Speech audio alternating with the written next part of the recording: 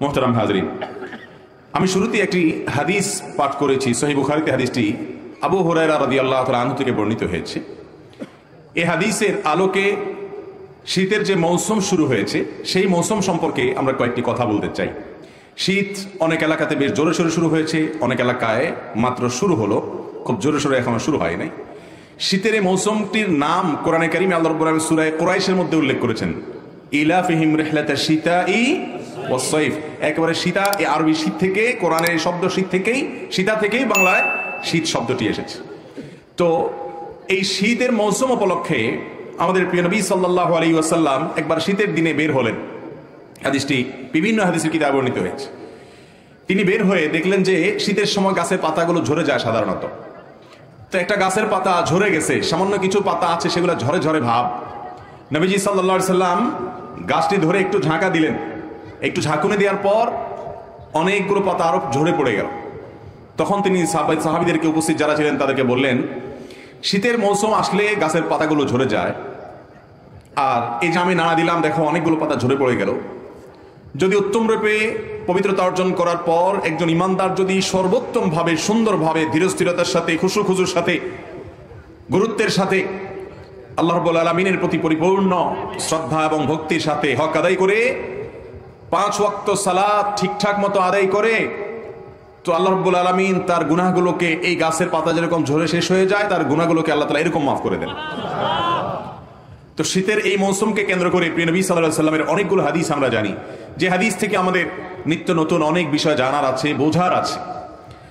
আজ আমরা শীতের মৌসুমকে কেন্দ্র করে নবী করিম সাল্লাল্লাহু আলাইহি ওয়াসাল্লামের হাদিসের আলোকে, সাহাবায়ে কেরামের বিভিন্ন আথারের আলোকে 7টি আমলের কথা বলবো, 6টি আমলের কথা বলবো এবং 7টি মাসআলার কথা বলবো ইনশাআল্লাহ। মুহতারাম হাজরিন, ইমানদার দুনিয়ার প্রত্যেকটা বিষয় থেকে সে শিক্ষা গ্রহণ করবে।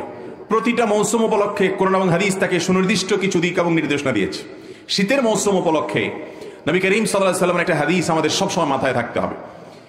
সেই হাদিসটি আবু হুরায়রা রাদিয়াল্লাহু তাআলা আনহু বর্ণনা করেছেন। নবীজি সাল্লাল্লাহু আলাইহি ওয়াসাল্লাম বলেছেন, ইশতাকাতিন নারু ইলা রাব্বিহা। জাহান্নাম আল্লাহ রাব্বুল আলামিনের কাছে একবার অনুযোগ করেছে, ফরিয়াদ করেছে। আল্লাহর কাছে জাহান্নাম বলেছে, আল্লাহ ক্বালাত রাব্বি আকালা বা'দি বা'দা, আল্লাহ আমার এক অংশ, জাহান্নামের একটা অংশ অপর অংশকে গ্রাস করে ফেলে, গিলে ফেলে, খেয়ে ফেলে। কারণ জাহান্নামের 2টা পার্ট, একটা হলো নার বা আগুন, আরেকটা হলো জামহারির বা ঠান্ডা। জাহান্নামীদেরকে, পাপিষ্ঠদেরকে, আল্লাহর নাফরমান এবং কাফিরদেরকে জাহান্নামে যখন নিক্ষেপ করা হবে, কখনো ভয়াবহ আগুনে তাদেরকে শাস্তি দেওয়া হবে, আবার কখনো জামহারিরের ঠান্ডার তীব্রতা এবং ভয়াবহতা যেখানে চরমে থাকবে সেখানে রেখে তাদেরকে শাস্তি দেওয়া হবে। দুনিয়াতে হলে মরে যেত, সেখানে কোনো মরণ হবে না, শুধু শাস্তি ভোগ করতেই থাকবে। হাদিসে আসছে নবী সাল্লাল্লাহু আলাইহি ওয়াসাল্লাম বলেছেন, জাহান্নামের আগুনের তাপ, এর উত্তাপ দুনিয়ার আগুনের চাইতে 70 গুণ বেশি ভয়াবহ হবে এবং মারাত্মক হবে। আল্লাহ তাআলা আমাদেরকে জাহান্নামের আযাব থেকে বেঁচে থাকার মতো আমল করে যাওয়ার তৌফিক দান করুন। জাহান্নামের আযাব থেকে আল্লাহ তাআলা আমাদের সবাইকে হেফাজতে রাখুন।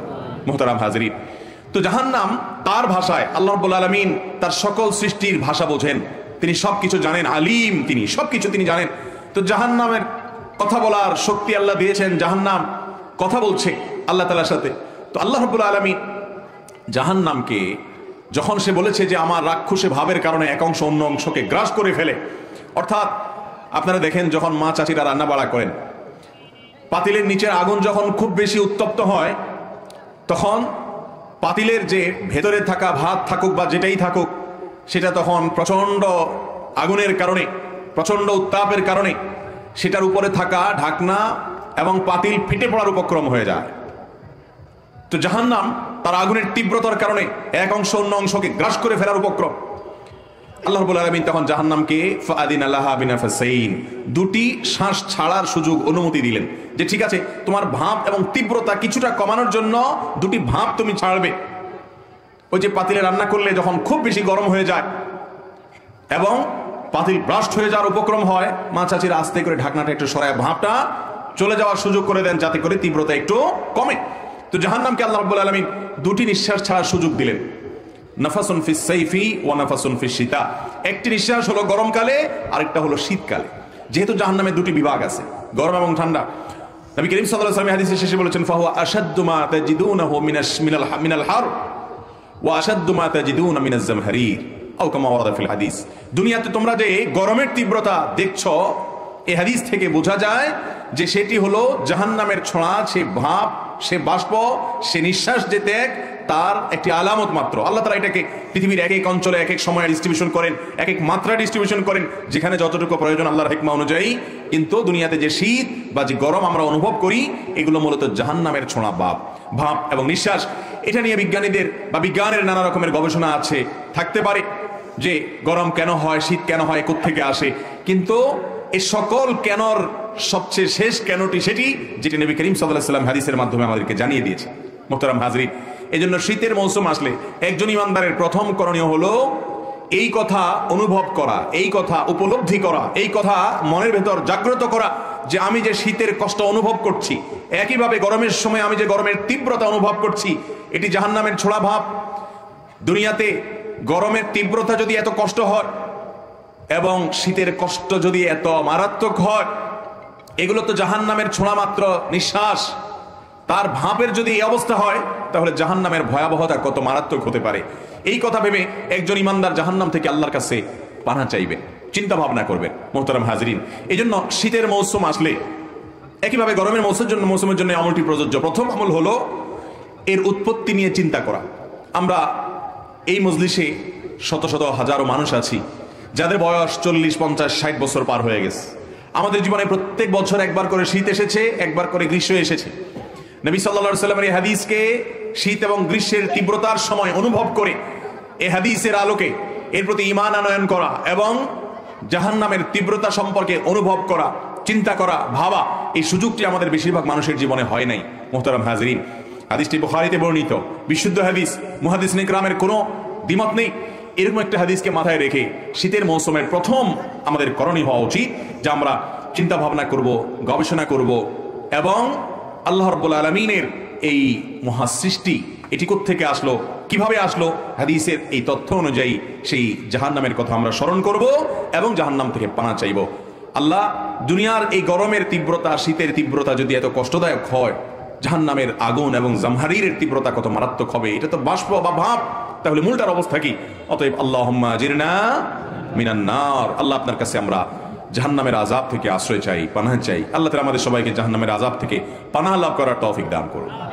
তাহলে ভাইরা, শীতের মৌসুম উপলক্ষে প্রথম আমল হলো এর উৎপত্তি সম্পর্কে চিন্তা ভাবনা করা হাদিসের আলোকে এবং জাহান্নাম থেকে পানাহ চাওয়া। নাম্বার 2, শীতের মৌসুমটাকে বিভিন্ন বর্ণনায় রাবিউল মুমিন বলা হয়েছে, অর্থাৎ এটা ইমানদারের জন্য বসন্তকাল।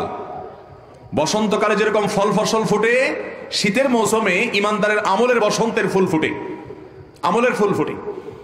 নবী করিম সাল্লাল্লাহু আলাইহি ওয়াসাল্লাম তিরমিজি বর্ণিত হাদিসে বলেছেন যে আশ-শীতা, এটা হলো আল গনিমাতুল বারিদা, আশ-শীতা ফি সাওম, আস-সাওমু ফি শীতা। গনিমাতে বারিদা বা শীতল, শীতল আপনার সুবর্ণ সুযোগ। শীতল সুবর্ণ সুযোগ মানে যে সুযোগটা যে কেউ নিতে পারে। এত সুন্দর এবং এত ভালো একটা সুবর্ণ সুযোগ হলো আপনার আশ-শীতা ও আস-সাওমু ফি শীতা, অর্থাৎ আপনার শীতের মৌসুমে রোজা রাখা। এই শীতের মৌসুমে রোজা রাখা, এটাকে সুবর্ণ সুযোগ বলা হয়েছে। কেন? কারণ এই মৌসুমে দিন থাকে ছোট এবং রাত থাকে বড়। কোন এক সালাফ তার মৃত্যুর সময় তিনি কাঁদছিলেন। তার কান্না দেখে আশপাশের লোকজন তারা মনে করেছেন যে মৃত্যুর ভয়াবহতার চিন্তা করে বা মৃত্যু পরবর্তী কষ্টের কথা, আযাবের কথা চিন্তা করে কিংবা দুনিয়াতে প্রিয়জনের মায়া ত্যাগের কথা চিন্তা করে বোধহয় উনি কাঁদছেন। তিনি বললেন, না, আমি কাঁদছি মূলত সামনে শীতের মৌসুমে ইবাদত করার এক সুযোগ প্রতি বছর আমি গ্রহণ করে থাকি।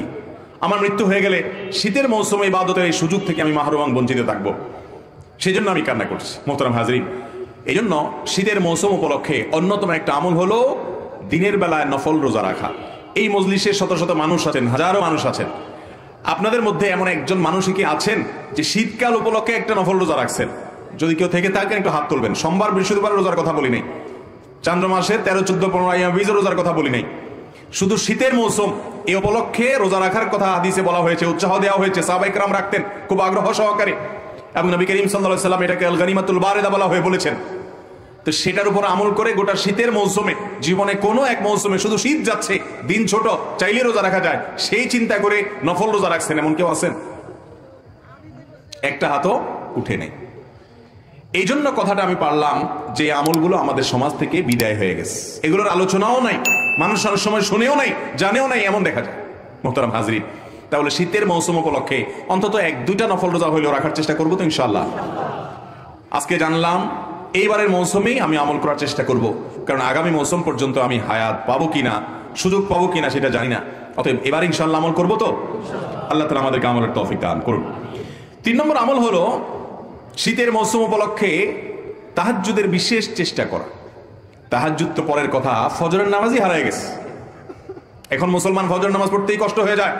অনেক দিনদার মানুষ আছে 4 ওয়াক্ত সালাত পড়ে, কিন্তু ফজরটা পড়তে তার কি হয়, কষ্ট হয়। মোহতারাম হাজরিন, শীতের মৌসুম আসলে একজন ইমানদার শুধুমাত্র তার সামান্য সদিচ্ছা থাকলেই তিনি তাহাজ্জুদ পড়তে পারেন। ফজর তো বটেই, তাহাজ্জুদও পড়তে পারেন।